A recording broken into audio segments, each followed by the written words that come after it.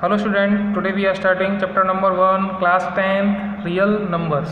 Okay, so first of all in class 9th हम लोग real numbers के बारे में पढ़ चुके हैं. क्विक रिवीजन करते हैं real numbers का. Okay, so real numbers पर जाने से पहले हम लोग सीखेंगे what is natural numbers. All the counting numbers are called natural numbers, that is 1, 2, 3. These are the examples you know well. And natural number combined with 0, that means 0 and natural numbers, that is called whole numbers. Whole numbers are 0, 1, 2, 3.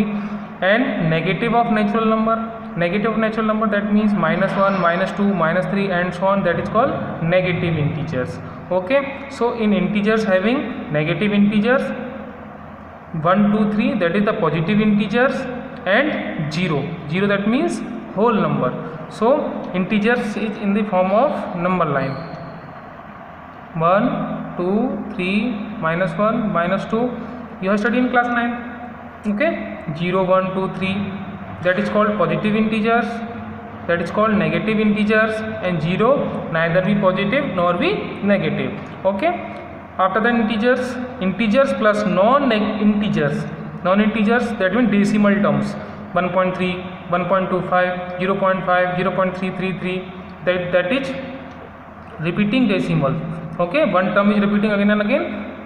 Okay, so non-integers and integers, that is called rational number. So in rational number is what? The definition of rational number क्या थी?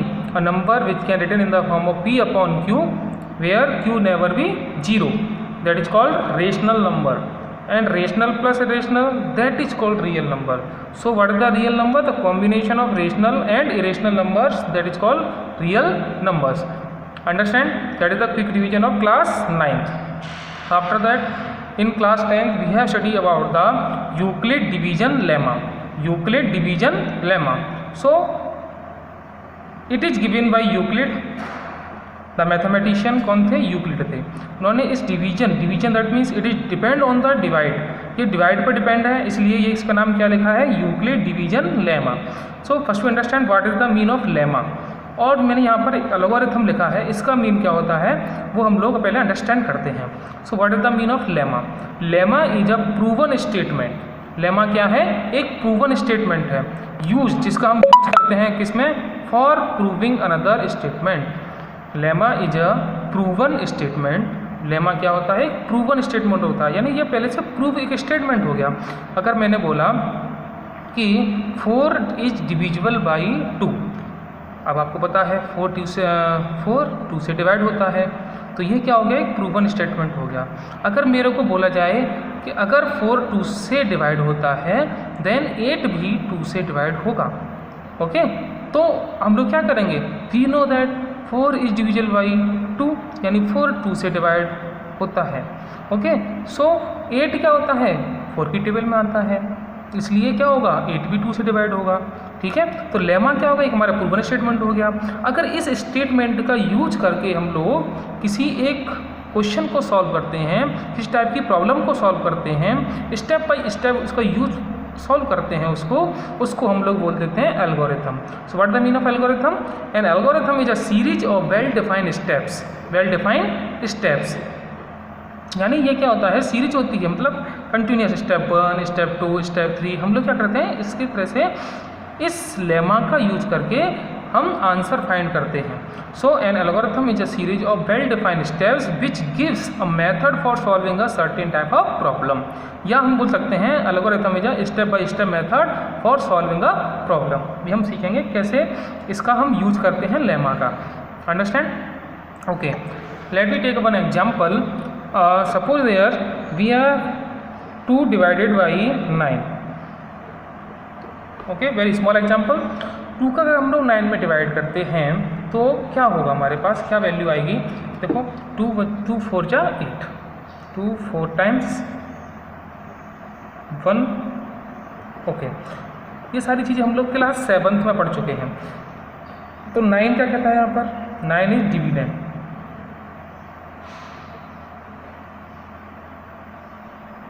And 4 is quotient. Understand? And 2 is what? 2 is divisor and 1 is remainder.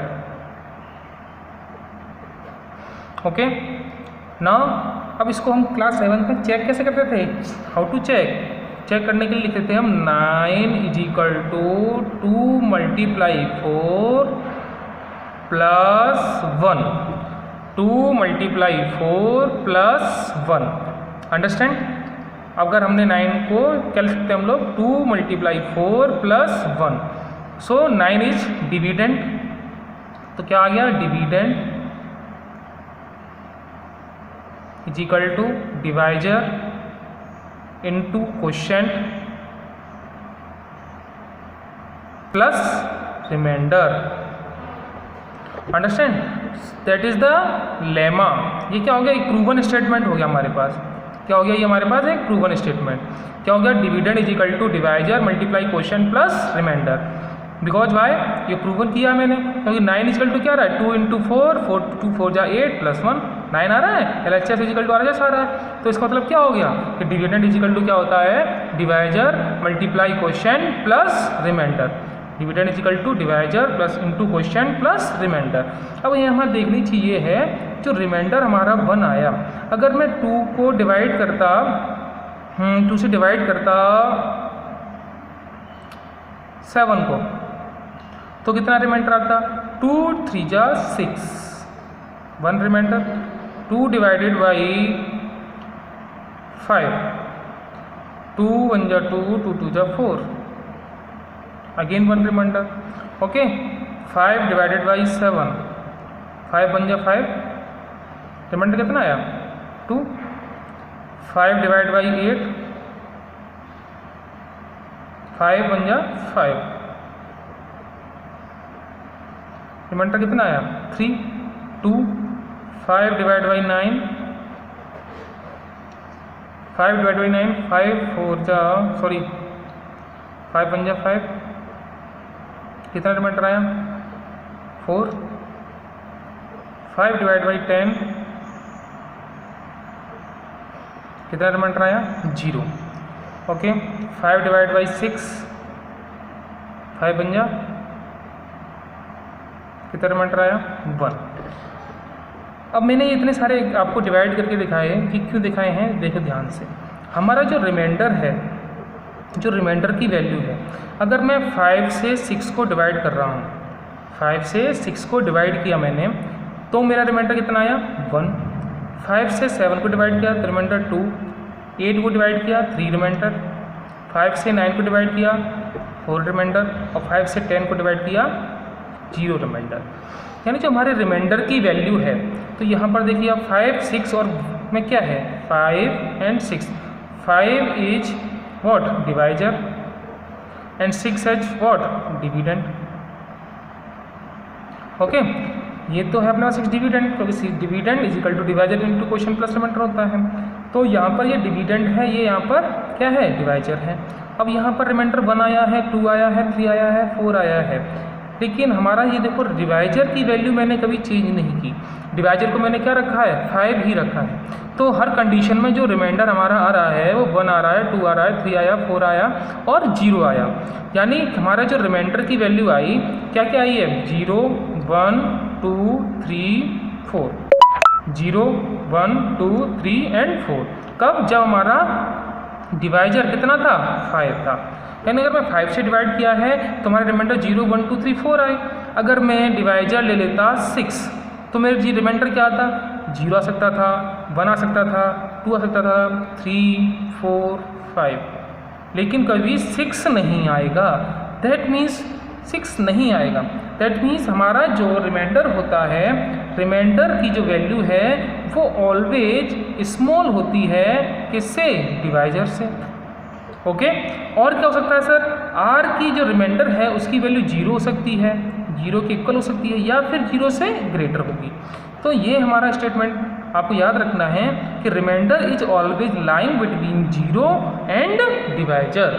That means okay, come to the point. Next था हमारे पास Euclid division lemma. Euclid division lemma क्या है? If a and B are 2 positive integers, ये आपको point याद रखना है, 2 पॉजिटिव इंटीजर्स। कौन से पॉजिटिव इंटीजर लेने हैं? 2 positive integers. If A and B are 2 positive integers such that A is greater than B, यानी इनमें से 2 पॉजिटिव इंटीजर ले लिए कोई, उन दोनों पॉजिटिव इंटीजर्स में से कोई भी एक इंटीजर दूसरे से कैसा होना चाहिए? ग्रेटर होना चाहिए। Then exist a unique whole number Q, यानी अगर ए हमारा ग्रेटर है, ए ग्रेटर है एंड बी स्मॉल है, तो बी से अगर मैंने ए को डिवाइड किया तो क्यू कुछ क्वेश्चन आया होगा, कोई ना कोई यहाँ पे कुछ नंबर आया होगा, उसके बाद नीचे क्या आया होगा? रिमाइंडर। तो हम क्या लिख सकते हैं? A is equal to b into q plus r. तो a is equal to b q plus r. Understand? समझ में आया आपको? और कंडीशन क्या रहती है रिमाइंडर के लिए? कि रिमाइंडर की जो वैल्यू है वो 0 हो सकती है या फिर 0 से ग्रेटर होगी, but always less than divisor. Divisor is what? B. Understand? Divisor क्या हो गया हमारा? B. A is equal to b q plus r and remainder is always lying between 0 and divisor. So r is greater than और equal to 0 and less than always b. ये आपको statement याद रखना है, मोस्ट इंपॉर्टेंट है, 1 marks में आया था पिछली टाइम। ओके, लास्ट ईयर जो एग्जाम हुए थे उसमें 1 मार्क्स का क्वेश्चन पूछा था, what is Euclid division lemma. Understand? Okay, question